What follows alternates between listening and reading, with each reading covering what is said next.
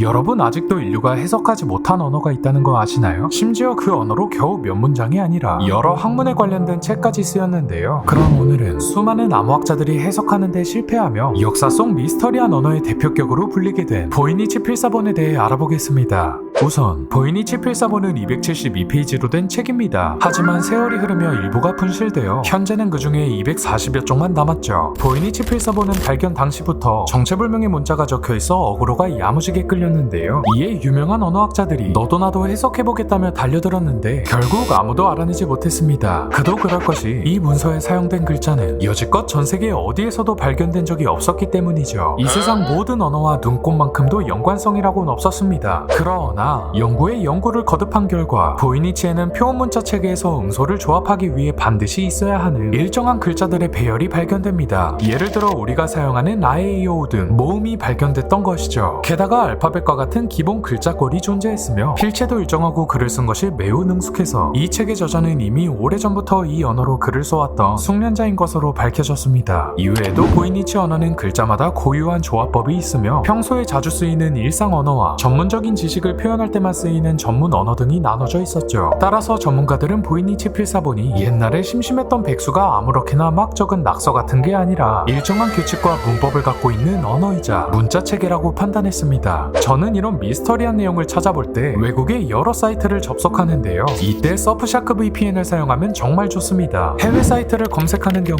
VPN도 없이 막 접속하면 언제 어디서 우리의 개인정보가 빠져나갈지 모릅니다. 하지만 서프샤크 VPN을 사용하면 저뿐만 아니라 여러분의 IP를 숨겨 광고업체 및 기타 추적으로부터 보호할 수 있죠. 또 여러분 요즘 카고 많이 하시죠? 카페를 자주 가거나 여행을 하는 경우 공공 와이파이를 사용할 텐데 이때 서프샤크 VPN은 온라인 데이터를 암호화하고 공공 와이파이로부터 안전하게 여러분의 개인정보를 보호해드립니다. 놀라운 점은 서프샤크 VPN은 계정 하나만 구독하면 개수 제한 없이 여러 장치로 사용이 가능합니다. 핸드폰, 컴퓨터, 노트북 전부 동시에 말이죠. 영상 설명란과 고정 댓글에 있는 surfshark.com/멍멍을 타고 들어가시거나 구독자님들 전용 코드 멍멍을 입력하면 무려 4개월 추가 이용 혜택을 받으실 수 있으며 30일 동안 환불이 보장되니 지금 바로 부담없이 사용해보세요. 다시 보이니치 필사본으로 돌아와서 더 놀라운 점은 책에는 알 수 없는 글자들과 함께 여러 그림들이 그려져 있었는데요. 그 예로 정체를 알 수 없는 식물들, 원형 도식과 함께 그려진 태양, 달, 별 등 은하계, 욕조에서 목욕을 하고 있는 여성들 같은 그림이 그려져 있었기 때문에 사람들은 보이니치 문서가 약초화, 천문화, 생물화, 우주론, 약화, 처방전 이 6가지의 챕터로 나뉜다고 보고 있죠. 그런데 여기서 의문점은 약초학을 보면 이 책에 그려진 식물들이 현실에 존재하는 식물이 맞는지 논쟁이 있습니다. 여기 식물 그림들을 보면 묘하게 현실에 있을 법하면서도 왠지 모르게 실제로는 없는 듯한 기괴한 느낌이 들죠. 또한 천문학을 보면 은하와 은하수로 해석될 만한 그림들이 동심원으로 표현되어 있어 많은 과학자들을 놀라게 했는데요. 하지만 보이니치가 제작된 15세기에는 아직 인류가 은하의 존재를 모르고 있었으며 망원경이 17세기에 등장했기 때문에 도대체 그 당시 보이니치 필사본의 저자가 제대로 된 천문 관측기구도 없던 상황에서 어떻게 관찰하고 이런 그림을 그렸는지 여전히 미스터리입니다. 그리고 보이니치 문서에는 별자리에 대한 기록도 있는데요. 여기서 소름 돋는 점은 지금까지 현존하는 모든 점성술 관련 기록을 찾아봐도 털끝만큼도 유사한 언어가 없다는 것입니다. 본래 별자리를 지칭하는 언어는 전 세계적으로 공유되는 요소가 존재하지만 이 문서에 쓰인 글은 아예 처음 보는 글자였죠. 결국 영상 처음에 말했듯 보이니치 문서는 수많은 연구원들이 달려들었지만 아직 단 한 문장조차 제대로 해석하지 못했습니다. 그럼 왜 이 책의 이름은 보이니치 필사본으로 불리게 된 걸까요? 이걸 알려면 이 책의 역사로 거슬러 올라가야 합니다. 여러 기록들에 따라 보이니치 필사본이 이동한 경로를 추적해보면 처음 이 책의 주인은 신성 로마 제국의 황제 루돌프 2세의 전담 의사였던 야코부스 시나피우스로 추정됩니다. 보이니치 문서의 첫 머리에 그의 서명이 쓰여 있었기 때문이죠. 이후 이 책은 알 수 없는 경로로 연금술사였던 게오르크 바레슈에게 넘겨졌다가 그가 죽으면서 그의 친구였던 얀 마레크 마레치에게 건네줍니다. 마레치는 보이니치 문서의 정체를 알아내려고 노력하다가 1665년 아타나시우스 키러에게 전달하죠. 애석하게도 키러 역시 이 문서를 해독하지 못했는지 보이니치 필사본에 대한 별다른 기록을 남기지 않았습니다. 그러다 몇백 년 동안 보이니치 문서는 세상에 안 나타나더니 1903년 이탈리아 로마의 기숙학교 교장이었던 피에르 장 백스의 개인 서재에서 발견되었죠. 이후 피에르가 재정 문제로 책을 처분하는 과정에서 서적상이던 윌프리드 보이니치에게 판매하였고 보이니치는 이 책에 흥미를 느껴 세상에 공개했습니다. 이와 동시에 여러 학자들과 함께 자신도 문서 해독에 참여했죠. 이때 책을 세상에 공개한 보이니치 보이니치의 이름을 따 보이니치 필사본으로 불리게 된 것입니다. 나중엔 보이니치가 죽으며 그의 아내를 통해 친구 앤닐에게 넘겨졌고 앤닐은 이를 또 다른 서적상 헨스 크로스에게 판매하죠. 그리고 그는 1969년 보이니치 문서를 예일대학교에 기증하여 이 책은 지금까지도 예일대학교 바이니키 고문서 도서관에 보관되어 있습니다. 나중에 애리조나 대학교에서 보이니치 문서의 일부를 방사성 탄소 연대 측정법으로 조사한 결과 종이가 만들어진 시기는 1404년 정도로 추정되었으며 책에 쓰인 송아지 가죽의 단백질 층상 구조를 정밀 분석한 결과 이전에 다른 글을 썼다가 지운 적이 없으며 새 종이에 바로 쓰여진 것으로 밝혀졌습니다. 그 시절엔 양피지가 비싸고 귀했으며 책 한 권을 만드는 비용이 어마무시했고 색칠까지 하면 더욱 비쌌으니 보이니치 필사본을 제작한 사람은 돈도 많고 천재로 불리우며 꽤 지위가 있는 사람이었을 가능성이 높다고 하죠. 그래서 이 책은 무엇을 설명하고 있는 걸까요? 후대에 무슨 기록을 남기고 싶었던 걸까요?